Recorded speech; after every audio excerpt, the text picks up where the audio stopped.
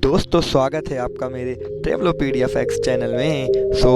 नए वीडियो के साथ मैं वापस आ चुका हूं और आप ये जगह देख के पहचान ही चुके होंगे कि आज का वीडियो किस कंट्री पे होने वाला है। गेस कीजिए गेस, क्योंकि आप भी यहाँ ज़रूर ही गए होंगे। मैं आपको बता देता हूँ। आज हम बात करने वाले हैं अपने पड़ोसी देश नेपाल के बारे में, जो बहुत ही सुंदर और बहुत ही प्यारा सा देश है। दोस्तों, जिस जगह पे विशाल माउंटेन सीना ताने खड़ा हो और महात्मा बुद्ध जहाँ के निवासी रहे हों, भले उस जगह से रोमांचक और कौन सी जगह हो सकती है। आज हम नेपाल के बारे में बात करने वाले हैं, जैसा कि मैंने आपको बताया। दोस्तों, नेपाल ये एक ऐसा देश जिससे हमारे देश की बहुत ही अच्छी हमजोई है, जहां हम बिना वीज़ा और बिना पासपोर्ट के जा सकते हैं। नेपाल जिसकी संस्कृति और आबोहवा ऐसी है जिससे हम बेटी रोटी का रिश्ता रखते आए हैं और इसे आगे भी जारी रखना चाहेंगे। नेपाल जिसे हाल तक दुनिया का एकमात्र हिंदू राष्ट्र होने का गौरव प्राप्त है। दोस्तों, नेपाल को पूरे साउथ एशिया का सबसे पुराना देश माना जाता है और उस देश का प्राचीन इतिहास काठमांडू की घाटी से शुरू होता है। नेपाल शब्द को हिंदू संत नैने के नाम से ही लिया गया है, जिन्होंने काठमांडू की घाटी को बसाया था और उसकी रक्षा भी की थी। वैसे तो कई सारे राजाओं ने नेपाल पे बारी बारी शासन किया, लेकिन आपको एक मज़े की बात बताता हूँ, ये देश कभी भी किसी देश का गुलाम नहीं। इसीलिए हमारे देश जैसा इस देश का कोई भी स्वतंत्र दिवस नहीं है। भले नेपाल एक छोटा सा देश है, जहाँ की जनसंख्या है करीब 3 करोड़, पर फिर भी यहाँ 123 से ज़्यादा भाषाएं बोली जाती हैं। सच में कमाल की बात है कि नहीं। नेपाल की राजधानी है काठमांडू, जो दुनिया के 10 लोकप्रिय शहर में शुमार है। 2000 साल से भी अधिक पुराना शहर काठमांडू कई प्राचीन मंदिरों का निवास है, जो अपने समय की कहानी बयां करता है। दोस्तों, हमने पहले ही आपको बताया था कि नेपाल की पहचान है माउंट एवरेस्ट से। इसीलिए नेपाल का नाम लेते ही हर किसी को याद आती है माउंट एवरेस्ट की। वैसे आपको एक बात बता दूं कि दुनिया की 10 चोटियों में से 8 चोटियां नेपाल में ही स्थित हैं। अगर आपको ट्रैकिंग का शौक है और कभी मौका मिले यहाँ जाने का, तो बिल्कुल जाइएगा। आप चोटी के पहले पड़ाव पे जा सकते हैं, लेकिन उसके लिए आपको तैयारी करनी होगी। वैसे आपको बता दूं, अगर आपको राफ्टिंग और ट्रैकिंग जैसी चीज़ों का मज़ा लेना है, तो नेपाल से अच्छी जगह कोई हो ही नहीं सकती। दोस्तों, अगर पानी इकट्ठा करने के मामले में देखा जाए तो नेपाल दूसरे नंबर पर आता है। अगर इसका समुचित उपयोग किया जाए तो ये देश हाइड्रो पावर के क्षेत्र में दुनिया में एक बड़ी ताकत बन सकता है। लेकिन दुख की बात यह है, यहाँ रोज़ाना लोगों को 9 से 12 घंटे ही बिजली मिलती है और हर सीज़न में 3 से 4 बार पावर कट होता है। इसीलिए देश इंडस्ट्रियल, फैक्ट्री, ऑफिस के मामले में अन्य देशों से काफ़ी पीछे है। आपको ये सुन के बुरा लगेगा कि नेपाल का नाम दुनिया के सबसे गरीब देशों की सूची में आता है, जहां आधे से ज़्यादा लोग $1 से भी कम पैसे कमाते हैं प्रतिदिन। दोस्तों, हिंदू धर्म को मानने वाले लोग सबसे ज़्यादा हमारे देश में है ना? लेकिन धर्मनिरपेक्ष होने के कारण हमारा देश एक हिंदू राष्ट्र नहीं है। भारत देश के अलावा भी ऐसे बहुत सारे देश हैं जहाँ हिंदू धर्म को मानने वाले लोग रहते हैं।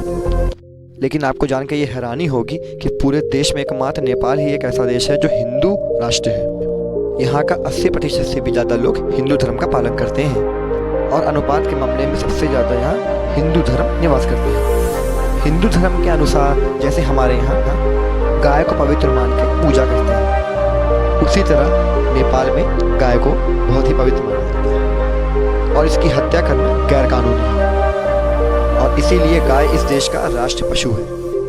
दोस्तों, नेपाल की करेंसी नेपाली रुपीज़ है, जिसका मूल्य हमारे देश की करेंसी से भी कम है। 1 भारतीय रुपया 1.69 नेपाली रुपीज़ बनता है। क्या दोस्तों, क्या सोच रहे हो? है ना मज़ेदार?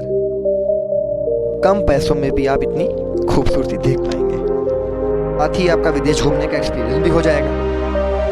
अगर आप भारतीय हैं तो आपको नेपाल में जाके बिल्कुल भी ऐसा महसूस नहीं होगा कि आप किसी अलग कंट्री में आए, क्योंकि यहाँ का माहौल काफ़ी ज़्यादा दोस्ताना है। वैसे आपको बता दूं, नेपाल और भारत काफ़ी अच्छे मित्र देश भी हैं। जी हाँ, क्योंकि भारतीय आर्मी नेपाल के लोगों को भी मौका देती है अपनी आर्मी में भर्ती होने का, और इसीलिए आपको नेपाल घूमने के लिए वीज़ा की ज़रूरत नहीं पड़ती है। बस इसके लिए आपको अपने साथ एक कोई आईडी प्रूफ लेकर जाना होगा। दोस्तों, अगर लोगों की बात करें तो नेपाल के लोग बहुत ही शांत स्वभाव के होते हैं, बट यहाँ पे लोग हाथ नहीं मिलाते। यहाँ पे लोग भारत की तरह हाथ जोड़कर नमस्ते करते हैं। याद रखिएगा दोस्तों, अगर आपको नेपाल में किसी नेपाली लोग से मुलाकात हो गई तो उनको हाथ जोड़ के नमस्ते जरूर कीजिएगा। एकता और देशभक्ति की भावना के साथ नेपाल के लोग सर्वश्रेष्ठ शिक्षित हैं, क्योंकि यहाँ धर्म, मजहब और जाति के मामले में दंगे फसाद नहीं होते, और जाति संघर्ष के नाम पर आज तक एक भी खून बहाया नहीं गया, जबकि 80 से ज़्यादा धर्म को मानने वाले लोग यहाँ पर रहते हैं। तभी तो इस देश के लोग खुशहाल जीवन बिताते हैं। दोस्तों, भगवान बुद्ध के प्रति लोगों के मन में बहुत ही श्रद्धा है, लेकिन महाशिवरात्रि इनका सबसे बड़ा त्यौहार है। दोस्तों, नेपाल का समय टाइम जोन के आधार पर नहीं ही बल्कि माउंट एवरेस्ट के आधार पर चलता है, और हो भी क्यों ना हिमालय की गोद में जो बसा है ये। इसीलिए नेपाल का समय विश्व मानक से 45 मिनट करीब पीछे चलता है। यहाँ बड़े पैमाने पे चावल होता है और चावल से कई अलग तरह की चीज़ें बनती हैं। नेपाल के व्यंजनों में दाल, भात, तरकारी शामिल है, और दाल भात के बाद यहाँ मोमोज सबसे ज़्यादा खाए जाते हैं। क्यों आ गया ना मुंह में पानी। काठमांडू शहर में हर गली में आपको नुक्कड़ में मोमोज की शॉप जरूर मिलेगी। दोस्तों, आपको एक बार नेपाल की सैर जरूर करनी चाहिए। चारों ओर से घिरा हुआ पहाड़ और वादियाँ और ब्यूटीफुल झरने आपके सामने हैं। इतनी सुंदर जगह आपको नेपाल जाने से रोक नहीं सकती। यहाँ कई जानवर पाए जाते हैं, जैसे एक सींग वाला गेंडा, बंगाल टाइगर, काफ़ी ऐसे दुर्लभ जानवर पाए जाते हैं। यहाँ की सुंदरता और वाद्य को देखने के लिए लोग बहुत दूर दूर से आते हैं, और यही एक वजह है कि टूरिज्म नेपाल की अर्थव्यवस्था का बहुत ही बड़ा हिस्सा है। इसीलिए यहाँ टूरिस्टों की सेफ्टी सबसे पहले इम्पोर्टेंट है। मुश्किल रास्तों और काफ़ी चीज़ें अलग होने के बावजूद भी नेपाल एक बहुत ही अच्छा देश है। चलिए रूबरू कराते हैं कुछ और जगह से जहाँ आपको यहाँ नेपाल पहुँचने पे जरूर घूमना चाहिए। काठमांडू, प्राकृतिक खूबसूरती से सजे नेपाल जाने का रास्ता काठमांडू शहर से गुजरता है, जो हिमालय के पहाड़ों से घिरी हुई है। प्राचीन मंदिर काठमांडू में ही आपको मिलेंगे सबसे ज़्यादा। बात चाहे बुद्ध मंदिर की हो या और कोई मंदिर की, काठमांडू हर तरह से समृद्ध है। वर्ल्ड हेरिटेज साइट का दर्जा पाने वाला काठमांडू नगर और भी सुंदर है अंदर से। पोखरा, अगर आपको नेचर से गहरा लगाव है तो ये जगह आपके लिए है, और पसंद है शांत झील के पास बैठना, उसके शांत संगीत को सुनना, बोटिंग करना, पोखरा को अपने फेवरेट डेस्टिनेशन में ज़रूर ऐड कर लीजिए। झीलों के किनारे इतना सुंदर नज़ारा आपको देखने को मिलेगा कि जैसे लगेगा कि सारी प्रकृति यहीं बैठती हो। ये शहर 900 मीटर से भी ज़्यादा ऊंचाई पर है, जो पर्यटकों को अच्छे नज़ारों और रोचक चीज़ों से रूबरू कराता है। पोखरा घाटियों से हिमालय की ऊंची चोटियों को आसानी से देखा जा सकता है। पशुपतिनाथ मंदिर, हिंदू के 8 मुख्य मंदिरों में से एक मंदिर पशुपतिनाथ शिव मंदिर है, जो बागमती नदी पर स्थित है।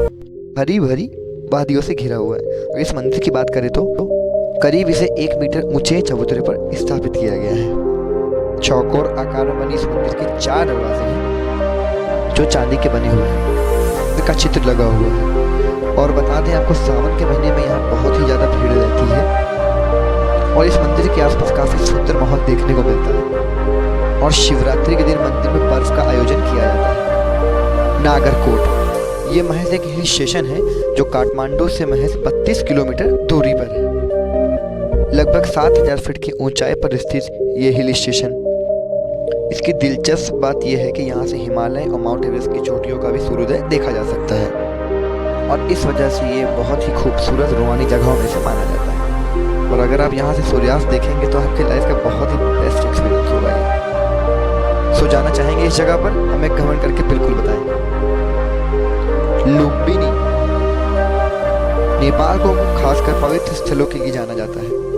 लुम्बिनी बौद्ध धर्म का बहुत ही एक प्रमुख स्थल है, क्योंकि गौतम बुद्ध की जन्मभूमि यही है। यहाँ के गांव को ही लुम्बिनी कहा जाता है। और यहाँ का फेमस 8000 स्क्वायर फीट में फैला हुआ ये गार्डन बहुत ही फेमस है। यहाँ माया देवी मंदिर भी देखने लायक है। ये मंदिर गौतम बुद्ध की माँ माया देवी के नाम पर है। इसमें उनकी मूर्ति भी है। बौद्धनाथ काठमांडू से महज 11 किलोमीटर की दूरी पर है ये बौद्धनाथ।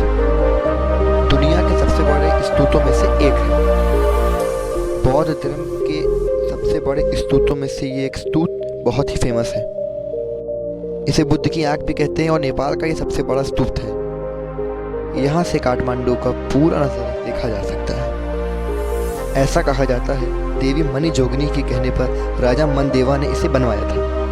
मंदिर के चारों ओर लाना और बौद्ध भिक्षु के निवास बने हुए हैं। तो दोस्तों ये था हमारा पड़ोसी देश, बहुत ही सुंदर देश नेपाल। और जहाँ तक यहाँ की सुंदरता का लाभ उठाने के लिए आपको ज़्यादा सोचने की ज़रूरत नहीं पड़ेगी। सो कमेंट करें, लाइक करें